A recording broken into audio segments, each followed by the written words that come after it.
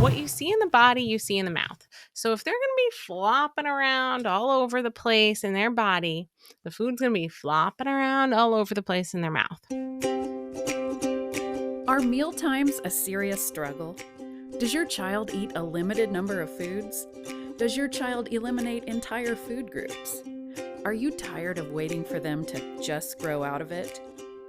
Welcome to How to Unpicky Your Picky Eater, where you'll learn strategies to help your picky eater expand their palate. With Christine Marati-Yoder, a pediatric feeding specialist, speech pathologist, mom of a child with feeding issues, and author of Mealtime Mindset. Let's get started. Here's Christine. All right, welcome back to another episode. And this month we're talking about all things, oops, let me just turn that off. All things little babies. And one of the things that really is like a big part of infant feeding is actually the transition into not like just being exclusively on liquids anymore, but starting solids. And I feel like this topic gets like a little like out of control. So I thought it might be a good idea to talk about it. I'm When I was flittering around in Facebook groups, I would always see the question pop up, when did you start your baby on solids? My pediatrician said 4 months, but I'm seeing 6 months, and some people do 5 months. And, one person I know did like 3.5 months, which was, in my opinion, way too early. So I just wanted to talk about what all of that is about and what my opinion on it is, what my view on it is, and some strategies and how you can like kind of get it started and how you can make it really successful. Some hot tips for you. So let's start. So I would say biggest question we get is, when do you start solids? Okay. And I would say the biggest thing about that is your baby has to be ready, like physically, to receive solids, in my opinion. Now, there are some feeders, like I do see parents kind of feeding baby, like almost like in the car seat or like in that kind of like reclined, hold on, let me get my baby, in that like reclined position. But ideally, you want the baby to be able to sit up, even with some assistance. So there might be like, like a rolled up towel or something. If baby's a little bit too big for the height chair, you might want to keep like something, to kind of like keep them propped up a little bit. And that's okay. If they just need a little assistance to sit up, they might not be 100% sitting up very sturdy on their own yet. But if they are mostly there, and they don't need a whole lot of support, that's going to be really key, because we want them, they have to have trunk stability and some head control to successfully eat without choking, right? Because if they don't have head control, food is just, if they're flopping around their head, food can just fall back into their airway if they just throw their head back, right? So we want them to have good head control, stable. The trunk is a very, very important for eating, even for our older picky eaters. Trunk stability is very important. So we also want to make sure that babies' arms are not like that they're reaching up to get to the food on the tray, but that their arms, their elbows can actually sit on the tray. So we want to see babies like sitting up, like they're alert, they're ready to eat, right? So sometimes those babies are just too young, like motorically, to handle food. What you see in the body, you see in the mouth. So if they're going to be flopping around all over the place in their body, the food's going to be flopping around all over the place in their mouth. Okay. So they might not be ready yet, but I find a lot of parents get very excited about this phase. And like I said, food is very important to people, right? So they want to see their kids having their first bite of food, but I urge you not to rush it. Please, they're going to be eating the rest of their life. You don't need to rush this process. Keep them on the liquid until they're, I'd say, at least 6 months old. Now, I will say there's a lot of pressure, especially when baby has not been a very good eater and they don't have a very good weight. That there's pressure that, oh, let's just start them on solids early so we can bulk up their weight, right? But that is not always very helpful advice. Why? Well, because if they're struggling with liquids, milk, right? And again, remember, they are from our previous episode, we talked babies are programmed to know how to eat, to eat. They're programmed to eat. So, if they're struggling with the liquids, they're probably also going to struggle with the solids. So it's more important that we focus on getting them drinking the liquid successfully before we introduce the solid foods, right? Of course, there are extenuating circumstances where that does not happen for various reasons. Some babies are tube fed. There's a whole plethora, but for the majority of people, that is the general advice. But that's why if there's any struggles with feeding, it is so important to get into a person's in with an evaluation, get someone who really knows what they're talking about helping you, because the problems don't go away when solid food starts. They're sometimes just getting started, right? So we want to have the best possible experience and set them up for success in the best possible way. So rushing into salads because they weren't doing a good job maintaining weight is usually not the answer. Um, Now, what foods to start baby on, right? That's another thing. Um, we still see so many people recommending, and when I say people, I really mean pediatricians. Of course, not all pediatricians recommend this, but we do see a lot of the rice cereal being recommended still. And that is very outdated advice that we feeding therapists usually never recommend. Um, Now, there's a few reasons for that. One, it is the really there's no nutritional value. So if you're gonna be giving them solids, we want to right. So think about it. They're gonna be somewhat replacing their liquid diet with a little bit of solids, right? So don't forget, their liquid diet is literally just nutrients, like constant nutrients. Why would we take that stream of nutrients and bring it lower by offsetting it with food that has no nutritional value? If you're going to be giving them a food to start, at least give them something that has nutrients. So whatever they're losing in liquid, they've, just it's just a shift over to solids. It's not that they're just losing nutrients, right? Does that make sense, everyone? If it doesn't, please comment below and I'll clarify. But so we don't want to do rice cereal. I think great first baby foods are things like avocado, bananas. Those are like my go-tos. There's lots of ways to make them very safe. Lots of ways to add flavor.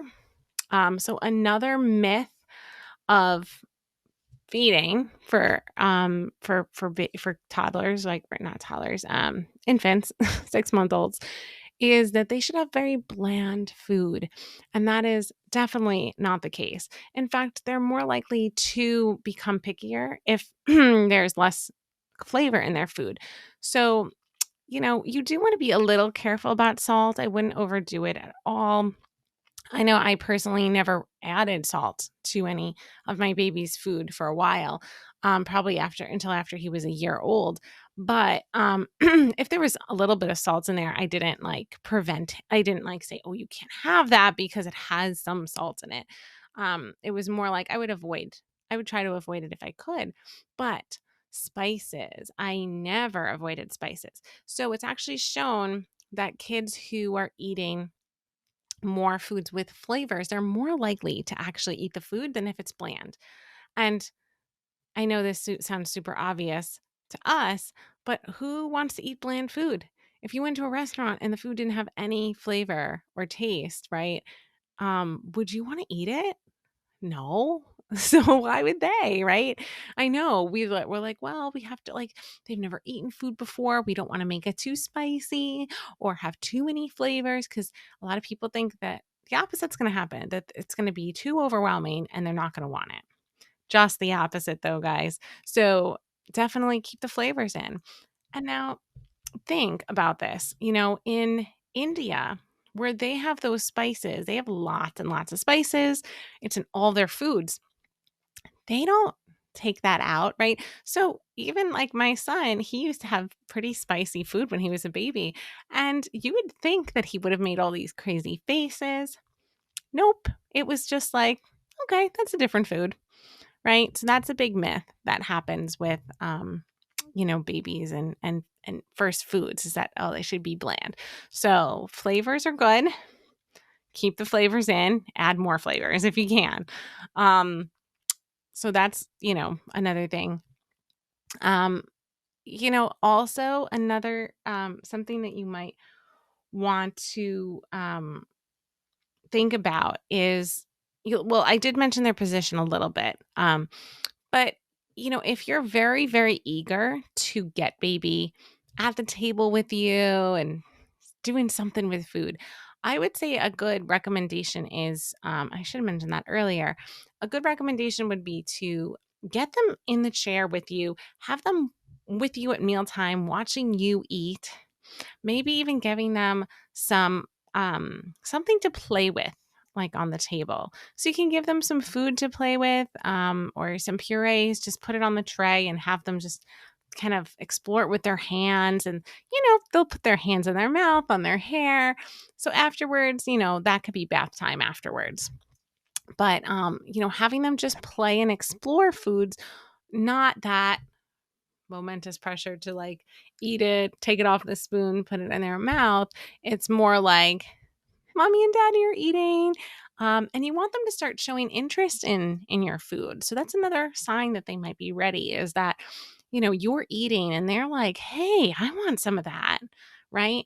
But if you have good trunk control, they're going to be able to reach with their hands a lot better for food. So that's why the trunk control is really important. The head control is really important. And getting them just exposed to being in the kitchen at the table with you while you're eating is going to be really important. We want them to see us chewing, eating different colors, flavors, smiling with food, right? We want to build that positive association with food from the very, very beginning. So let's see. So those were some of the myths of, so let me just quickly recap. So we don't want to start too early. We don't want to start with plain rice cereal. Nothing nutritional valid there. We want to make sure that they have head control and trunk control, elbows up on the tray. More flavors, not less. Am I missing anything? I feel like there's one more one more myth. There's probably a few more myths actually if I think about it long enough. But those are like some of the main ones that I would say starting out that you should focus on. There is definitely another one, and it's just killing me that I can't remember what it is. Of course, I don't actually write notes for these shows. It's clearly not teleprompted. I just have like kind of an idea and I just kind of roll with it. So that's what happens when you do that and you just speak literally from just whatever, pops into your head. Sometimes I'll write down some bullet points, but clearly for this, I did not. I do also, this is another, I don't know if it's a myth, but, and I did write that down now that I'm looking at this. Asking friends for advice or asking people on Facebook for advice about what to do, when to start is usually not the best choice. And I'll tell you why. Because, well, for one thing, everyone has a different doctor online, and some of them will tell you that you should start with rice cereal at 4 months old, right? And they're very adamant, and that's how they've done it for hundreds of years, and that's the way you should be doing it, right? That's what you're going to hear. If that's the advice you hear, that might not be the best advice, right? And it might not be the best advice for your child, right? We have to take your own child into consideration. Okay. What if they had trouble feeding, breastfeeding, bottle feeding? Like what are some are they motorically ready? There's like a bunch of factors, like I said, that go into this. And sometimes when we just have a blanket, hey, when did you start doing this? Just because that person started at 4 months or that person started at 7 months, that doesn't mean that it's right for you and your child. So, the best thing you could possibly do is if you had problems earlier, you would have a team that you would consult about when is the optimal time for your child to start solids. Um, and the the answer for your child might be different from what you type in and get the answers back from friends and strangers online. um you'll get a lot of conflicting information about baby led weaning or using purees, and the baby led weaning people are very, very adamant that you never do purees. um you know, there's a lot of conflicting information online, and it only becomes more conflicting when you just ask regular people about what they do, because regular people, everyone does something different. Everyone does it a different way. Um, but all of their ways, some of them might be wonderful and they might have worked incredibly well for their child, but for your child, it might not be perfect, right? So that's why I caution against taking advice from friends about food and starting food and rules about food. And well, in our house, this is what we do. Okay, great. But if that works really well for you, wonderful. But that advice doesn't always translate over.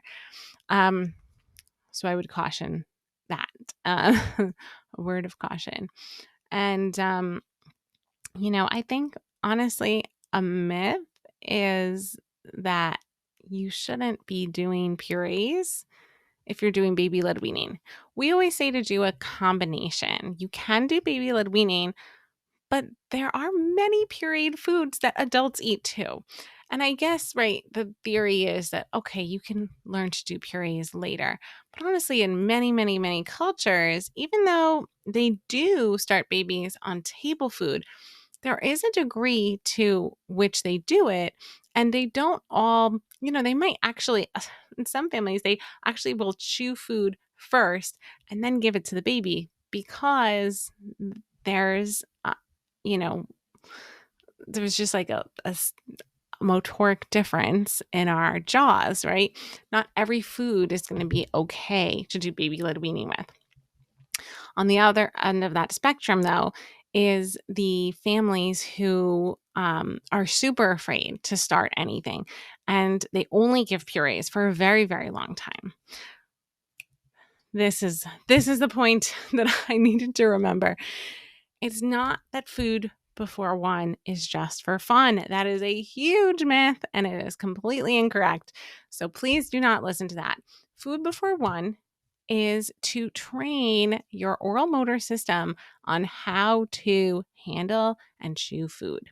And baby led weaning is a great tool to use to help teach some of those skills. Now, you don't have to exclusively do baby led weaning. You can also do purees. We did a combination in the trainings that I have taken from other feeding professionals, oral motor specialists. They also recommend a combination of puree and baby led weaning.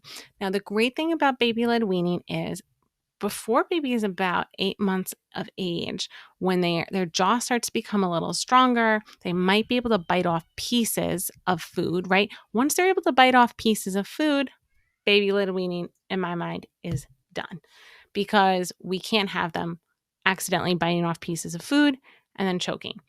Hard pieces of food, especially, right? So I switched at that point, to softer solids. Like it might have been a banana, but it was a little stiffer. It wasn't so mushy, but it also wasn't I don't know, what's a good one? Like a cucumber or something that if it snapped off, there'd be like a big piece in his mouth. So that's something to think about, right? Um, but so we did that combination, but you want to expose them to food. You want them to practice chewing different types of food. So taking like a big carrot stick, right? Especially a frozen one because they're teething at that age too. So putting some of those in the freezer and having them just kind of gnawing on it as they're sitting there playing while you're watching them. Very, very much needs to be supervised, right? But that gives them some flavor. It gives them texture of food. They practice their chewing skills. So it is not just for fun. When they have food in their mouth, that is all practice. Because after one, they start to transition from having less formula and breast milk and an increase in solid foods.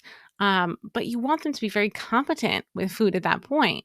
So you want to decrease that and you want to increase your the solid foods at a certain point, but only once they've shown that they have the skills to do so. And I don't know, because I'm not at everyone's house who, I don't know everyone who comes to our clinic who is a picky eater. I didn't know them when they were at that age. And I don't know, like, was the transition to solid foods, did it go too quickly? Did they go too fast? Did they need a little bit more time, a little bit more practice before they moved to bigger pieces, before they moved to these harder texture foods, foods that are more fibrous and tougher to break down? I don't know. I don't have the answer for that. But that's why I would say go slow, but definitely expose them. Like, you got to keep exposing them to different types of foods, different colors of foods, and making sure you don't stop that process. It's super important. So, just make sure that when you're doing that, it's that's real life. That's my son. So, if you couldn't hear that, he was just screaming for me. But he's with the babysitter, so don't worry. Um, I, what was I saying? Oh, so yeah, just, keeping that variety, like, just make sure that you keep it going, that you don't stop. Putting things like spaghetti and different types of pastas and, spinach and different sauces and, whatever you're eating is really important to expose them to. Like, instead of taking out the baby jar and giving it to them, or the pouch and giving it to them, it's really more important that they are part of your meal, what you're cooking, what you're eating. They're more likely to continue to do that if you don't start them off with separate meals, right? So, if they get the little spoon meal and you get a different meal, we've had kids they couldn't get off the little spoon. They had to have the blue tray because it's like, that's my meal, right? I'm not going to eat from your plate. Like, this is what mealtime looks like for me. Or well, I usually have pouches. Like, now you want me to eat your food? So keeping the exposure from day one is really going to be key to a successful transition to them eating meals with you. It's really going to be key. All right, I think those are all the tips I have for you today.